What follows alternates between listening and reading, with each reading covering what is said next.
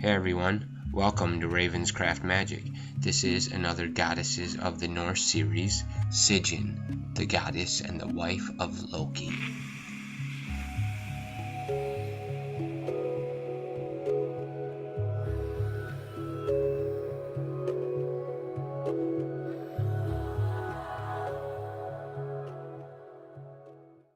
Now, in Old Norse, Sigyn or Sigr means victory, and Vina means female friend. So her name is a combination of those two words. Personally, I think it means a female friend that you can count on, a loyal, respectful, and true lifelong friend. And you see this in Sigyn a lot with Loki. Even though divorce was accepted in the Norse community, she stuck by his side and suffered with him and helped him and never left him. Sigyn is about loyalty and never giving up and sticking with the person that you started with, for better or for worse. Now, to me, Sigyn has three aspects. One is the innocent child, the second one is the caring wife, and the third one is the mourning mother. Now, Sigyn is also the goddess of mourning, and she is a goddess you would call on to help you get over a period of grieving or sadness. Sigyn and Loki had two sons named Narfi and Bali. They lost them to a tragic end, and Sigyn mourns and grieves for them greatly. Now, in the sagas, it says that Narfi is turned into a wolf and forced to attack his own brother and shred him to pieces, and those pieces were used to bound him to the three giant stones which he is cast out to for the punishment of being involved in Balder, Odin's son's death. Loki is eternally bound underground with a venom or serpent above his head that drips poison onto him, and every time it hits him, he screams and shakes, and it is said to be the cause of the world's earthquakes. And Sigyn is endlessly trying to stop the poison from hitting Loki's head, and she catches it with a bowl, but every so often the bowl gets full, which represents her endless struggle that she never gives up on and shows her faithfulness and her loyalty to her husband. Now, Sigyn is often overlooked in today's practices in Norse mythology, but she is actually a very old Germanic deity. There is a lot of artwork and carvings and images of a goddess holding a bowl, catching venom from a snake over a man's head. What I have learned in my studies of Sigyn is if you want to honor her or please her, you can make offerings to her sons. She is very caring and appreciative of offerings to her family and her children. That's what Sigyn is about. She's about her family and her children.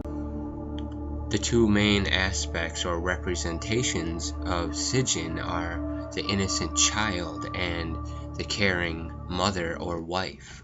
She represents all the good things that women and wives had to do to make things work and continue. And not always for the better of herself, but for the better of her family and everyone else around her. It is also said that Sigyn is the gatherer of all broken things and people, and she tries to nurture or heal them back to health. Now, Sigyn is about endurance and struggle and making it through to the end, and she is kind of a passive power. She grounds and centers things, like Loki is evil or wild, and she kind of calms and centers him, and she can bring peace to his chaos, showing her great power is calming the chaotic matters in the world.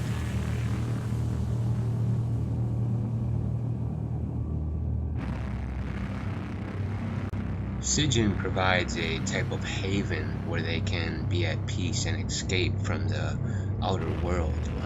It is said that she created something called Innengard, Innengard is Norse for a safe or enclosed space within your home. Sigyn is about that long-term emotion or experience, compassion, and it represents a marriage or your faithfulness to a religion. You stick to it and you're disciplined to it, and in the end it makes you stronger and you benefit greatly from it. So Sigyn represents victory.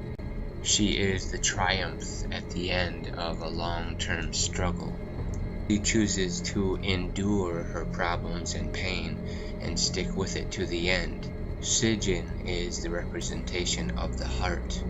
She is about never giving up and pursuing and achieving that great victory at the end. Now, Sigyn was the second of Loki's wives.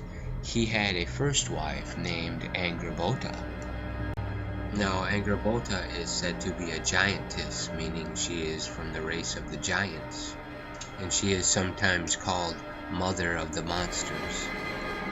I have read that she is also called the Hag of Ironwood, kind of referring her to Loki's kind of mistress that he runs off to and stays with. Loki and Angrboda did have children, and these children were not exactly human. These three creatures or spawns of Loki and Angrboda played a big part in Norse mythology. The first of the three I want to mention to you is the great wolf of destruction and chaos, Fenris. Now, Fenris was the great chaotic wolf of destruction that the gods had to somehow figure out how to bound and chain, and they tried time and time again, and it escaped from every chain they tried. And it is said that the Norse god Tyr made a deal with Fenris. He told the beast that they would try one more chain, and he would stick his hand in his mouth in good faith, knowing that it would not hold him, reassuring Fenris that the chain or the binding would not hold. So he trusted Tyr's word and let him place his hand in his mouth while they bound him finally with the magical tie. But this resulted in Fenris ripping off Tyr's hand. But this sacrifice proved the loyalty and the bravery of this Norse god, and he sacrificed his hand for the better good of our world. So then Fenris sits bound awaiting Ragnarok until he is freed and ready to battle with the great Odin to the death. The second child or spawn of Loki and Angrboda was the great serpent of Midgard, also known as Jormungandr. Now, in Norse mythology, Jormungandr is a snake or serpent that lives in the ocean and surrounds the whole visible world of Earth or Midgard. The Norse god Thor and Jormungandr are destined to battle. There are a few stories where Thor encounters Jormungandr, but it seems he always slips away because of some odd happening or misfortune.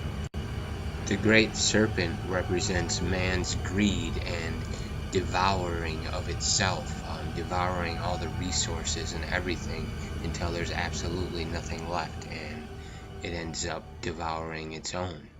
Now, Thor does finally get his battle with Jormungandr during Ragnarok, and he does defeat the great serpent. In the myths, it says Thor only makes it 9 steps away before falling dead from the poison which he received in the battle of Jormungandr. Now, Angrboda and Loki did have one daughter, and the daughter was named Hel, or Hela, and she was cast out to be the goddess of the underworld.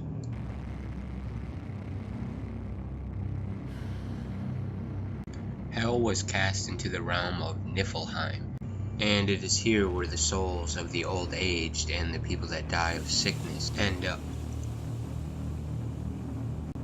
And it is said, in her realm you have access to all the wisdom and knowledge of the ancients and the old. Eljudnir is the name of Hela's hall.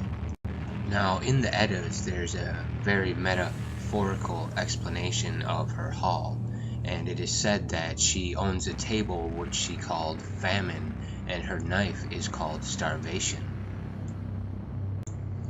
In the myths, Hela is described as a woman with a half black or half blue face, or maybe even a half skeleton face. There are many depictions of Hela, but you will not be mistaken when you see her. The gods and goddesses knew that Loki's offspring would be very dangerous to let run loose in the world, so that's why these three offsprings of Loki were cast out beyond the regular world of Midgard. Now, sometimes Loki is considered a bad or negative energy. In some followings, they ban any talk or following or offering to Loki, but I believe that Loki is a necessary force. He is the challenge which we face in our problems, and we must find solutions to these problems, and from these challenges we learn and experience and gain knowledge and gain strength. He represents all the tricks and the things you can run into in the world, and you must be wise and learn from your decisions and past experiences. Loki is a dark force, but I believe without the dark there is no light. Without pain or failure there is no joy or victory, so I think Loki is a very important and needed force. Now, there is also a small story about Loki changing into a form of a horse to distract a worker that made a deal with the gods about building a gate around Asgard. Now, he tricked and distracted the man's horse to slow down his work progress, and in doing the distraction he mated with the horse, and it is said that is where Odin got his 8-legged horse Sleipnir from. So, Loki has created some, situations and challenges in our life, but we have also gained and benefited from his actions and his problems that we have learned to solve and get around.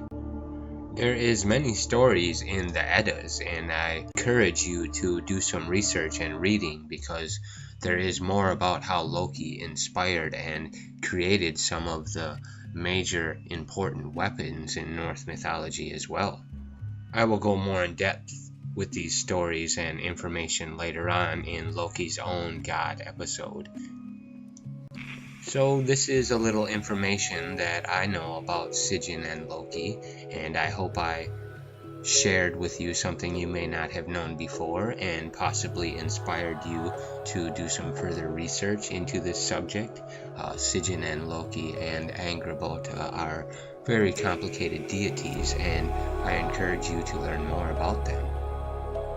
So hail to the goddess Sigyn, and hail to all the women out there who are loyal and devoted to their family and their husbands. There is a lot of temptation and evil in the world these days, and it is important to stay connected with your family and your loved ones, even though if you are separated or times seem very hard. Sigyn reminds us to keep striving and to never give up. So this concludes another episode of the Norse Goddesses series, and as I always say, stay on the positive path, and I will see you next time.